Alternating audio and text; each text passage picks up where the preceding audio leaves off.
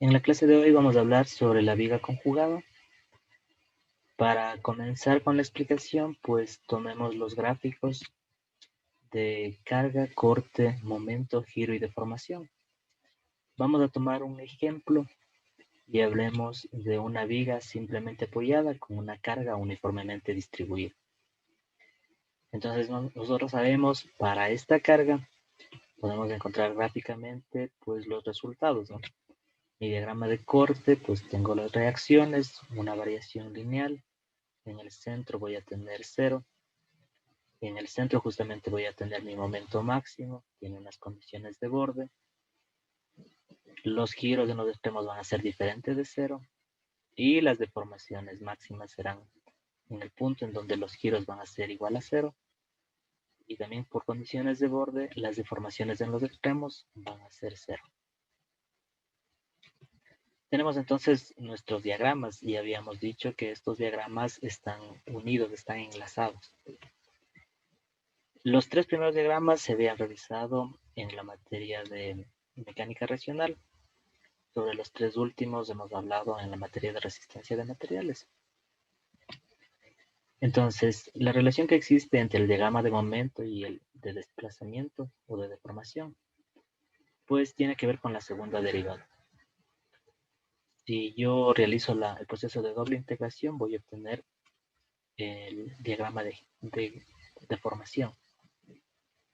Notemos que existe entonces una relación entre la deformación, el diagrama de momento, en cuanto a las integrales. Es decir, si en mi diagrama de momento yo voy con un proceso de doble integración, voy a llegar a las deformaciones. Pero si voy hacia arriba, llegaría a un proceso de derivación. Entonces yo puedo llegar también con el diagrama de deformaciones a los diagramas de cortante y los diagramas de carga. En la parte de arriba tenemos la relación entre la deformación y la carga.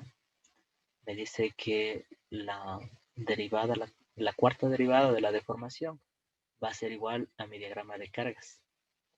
Esto de aquí es la teoría que se utiliza para cimentaciones elásticas. Bueno, pero por el momento nos interesa entonces que si yo tengo un diagrama de carga asociado, puedo encontrar mi diagrama de corte y mi diagrama de momento. Y notemos que si tengo mi diagrama de momento, con el mismo procedimiento, yo puedo encontrar mi diagrama de giro y mi diagrama de deformación.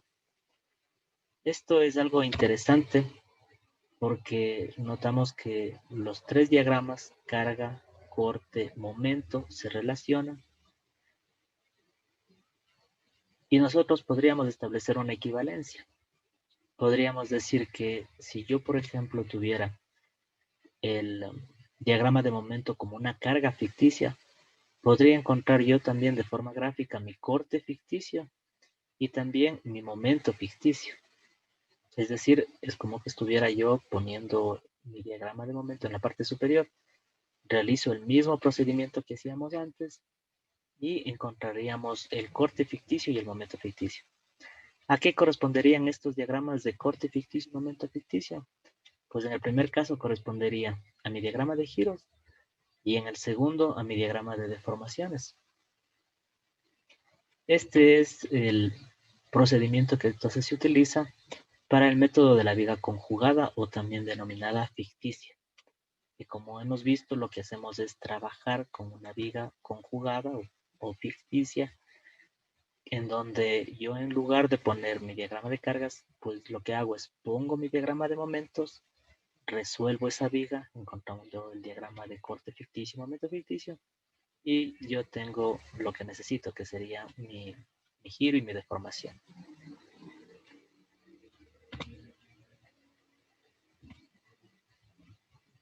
Ahora, algo que debemos tener muy claro son las condiciones de borde. Si nosotros vamos a hacer esta transformación de una viga real hacia una viga ficticia o conjugada, entonces tengo que establecer qué es lo que sucede con cada una de las condiciones de borde que nosotros hemos hablado. Por ejemplo, pensemos qué sucede si yo tengo un emportamiento. En la viga real, lo que yo voy a tener es que en el emportamiento el giro va a ser igual a 0. En este punto también la deformación va a ser igual a 0. Estas son mis condiciones reales. Esto es lo que debería cumplirse en mi viga conjugada. Recordemos que el giro viene a ser el cortante ficticio y la deformación viene a ser el momento ficticio. Entonces yo necesito una condición de borde de tal forma que mi corte ficticio sea igual a 0 y mi momento ficticio sea igual a 0. ¿Cuándo se cumple eso? El corte y el momento son iguales a 0 en un volado. Por lo tanto, si yo estoy trabajando con una viga real que sea condición de borde emportamiento, para trabajar con la viga conjugada, pues debería cambiar las condiciones de borde a un volado. Ahora vamos al contrario, vamos a ver qué pasa si nosotros tenemos un volado. En el volado yo voy a tener un giro diferente de 0 y también voy a tener una deformación diferente de 0. Entonces yo tengo que preguntarme qué condición de borde, bajo qué condición de borde voy a tener yo. El giro corresponde al corte, la deformación corresponde al momento.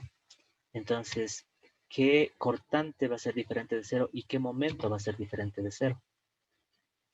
Esto corresponde a un emportamiento, porque ahí justamente yo tengo un corte y un momento, debido a las reacciones que se van a presentar ahí.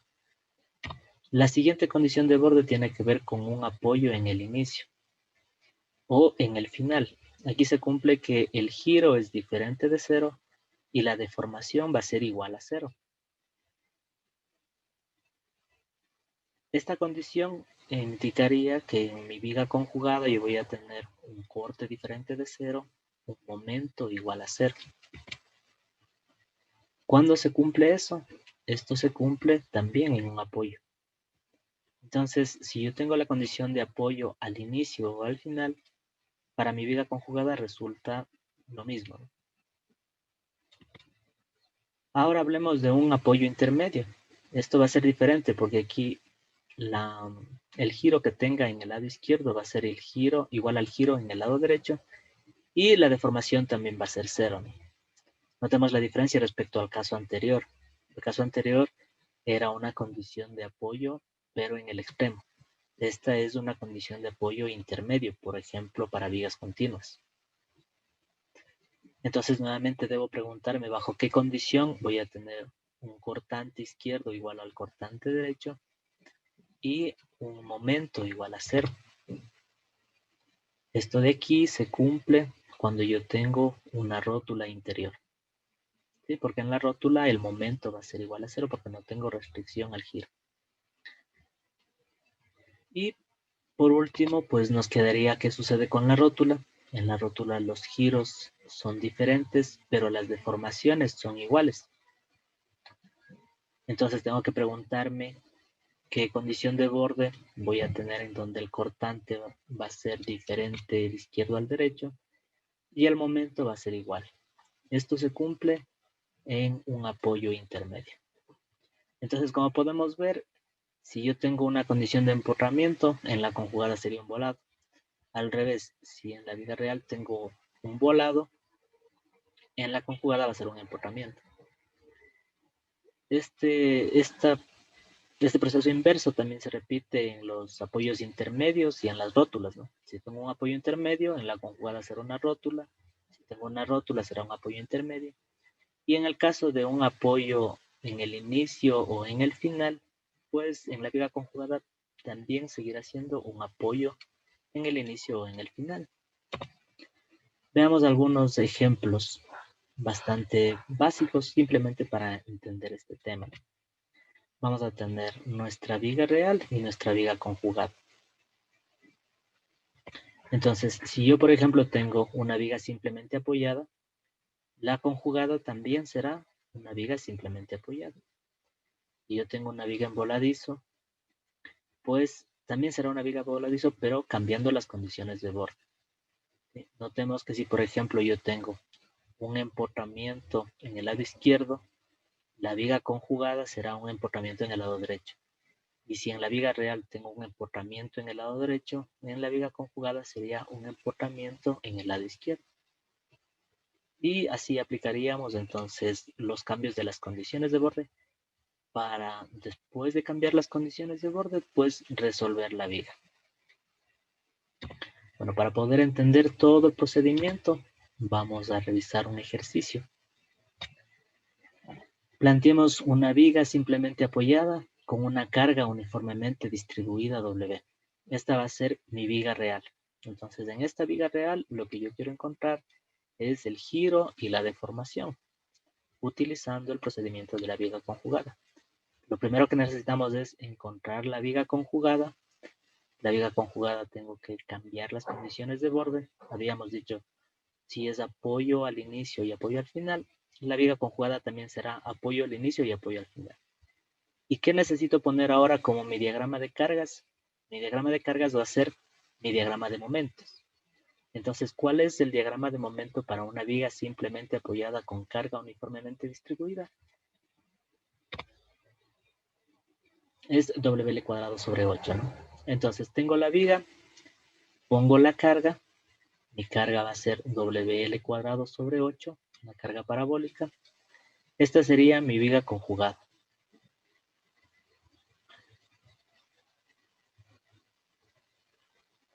Es mi diagrama de momento, pero que en realidad corresponde para este caso a mi carga ficticia, ¿no? Algo muy interesante es que nosotros debemos realizar en este cambio, pues tenemos que incluir la rigidez por flexión, es decir, EI. ¿Por qué debemos incluir esto? Porque recordemos que en el caso del giro y la deformación están relacionadas con la rigidez. En el caso del corte y del momento no estaban relacionadas, ¿no? Así que en mi viga conjugada, en realidad, esta carga ficticia corresponde a la carga elástica, se le denomina. ¿Por qué la carga elástica? Porque está considerando la rigidez. Bueno, entonces una vez que ya he realizado el cambio, lo que me queda es resolver esta viga. Es una viga simplemente apoyada que tiene una carga parabólica, donde el máximo valor es WL cuadrado sobre 8 EI. Notemos que esta es una viga simétrica. Yo voy a tener una semiparábola en el lado izquierdo, una semiparábola en el lado derecho respecto al centro de la viga, ¿no? Entonces, para poder resolver esto de forma gráfica, yo lo que necesito es conocer las propiedades de esa sección. Entonces, yo voy a tener aquí una figura, ¿no? Que necesito, por un lado, el área y por otro lado, la distancia centroidal. El área va a ser los 2/3 de BH y la distancia va a ser 3/8 de la base desde el ángulo recto, ¿no? Entonces ahí va a estar ubicada la distancia centroidal. ¿Por qué me interesa eso? El centroide, porque ahí va a ser en el punto donde se aplique la resultante. Entonces lo primero que tenemos que hacer es, para mi viga, que tengo la carga, tengo que encontrar el momento, ¿no? El momento serían las fuerzas que tengo en esta viga y estas fuerzas de este diagrama de cortante o las cargas cortantes ficticias representarían mi giro real. Entonces vamos a tener que el sumatorio de fuerzas es igual a 0. Con esto tengo mis cortes ficticios para esta viga que corresponden a mis giros reales. Para encontrar la carga, el área, debo encontrar las áreas, ¿no? El área habíamos dicho que es 2/3 de la base por la altura. WL cuadrado sobre 8i es la altura, L sobre 2 es la base. El cortante será entonces la resolución de esta multiplicación, que resulta WL cubo sobre 24i. Entonces, noten como en un solo cálculo encontramos el giro al inicio de mi viga, ¿no? En este caso, nosotros estaríamos encontrando la reacción en el punto A. Entonces, como es una carga que tiene dos áreas, como son simétricas, pues el área de la izquierda, yo tendré esa carga y la reacción de la izquierda va a reaccionar con esa carga. Por lo tanto, entonces la reacción es WL cubo sobre 24i, que sería mi reacción o ese sería el corte ficticio en el punto A. y corresponde a mi giro real.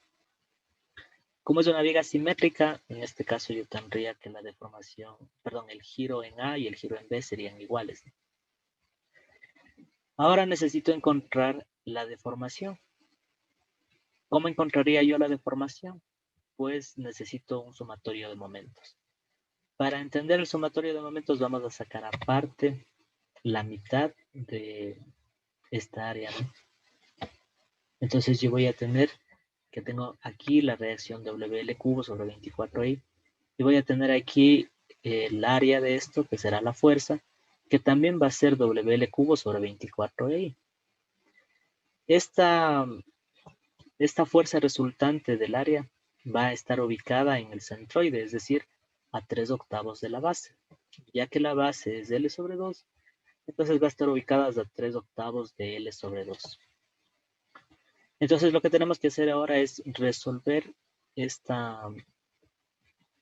ejercicio y con eso nosotros encontraríamos la deformación que nos interesa, que sería la deformación en la mitad del vano.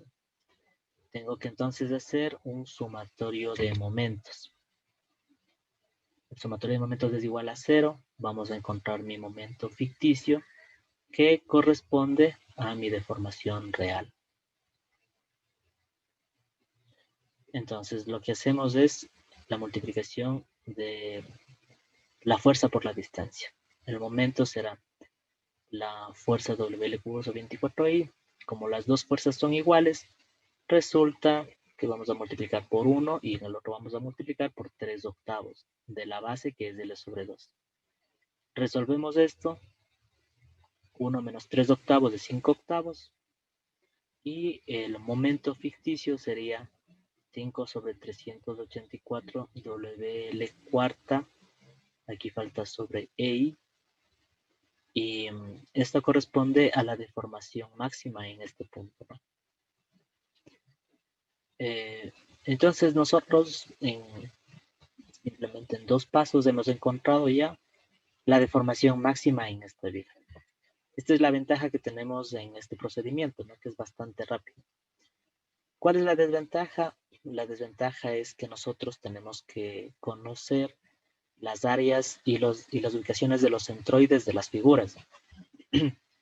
Para estas figuras, en donde nosotros conocemos los valores del área y del centroide, resulta bastante sencillo, pero el problema se complica si es que nosotros no conocemos el área y muchas veces lo complicado es encontrar el centroide de las figuras. Pero en todo caso, para figuras sencillas, pues vemos que el procedimiento es bastante rápido y con esto nosotros podemos encontrar giros y deformaciones.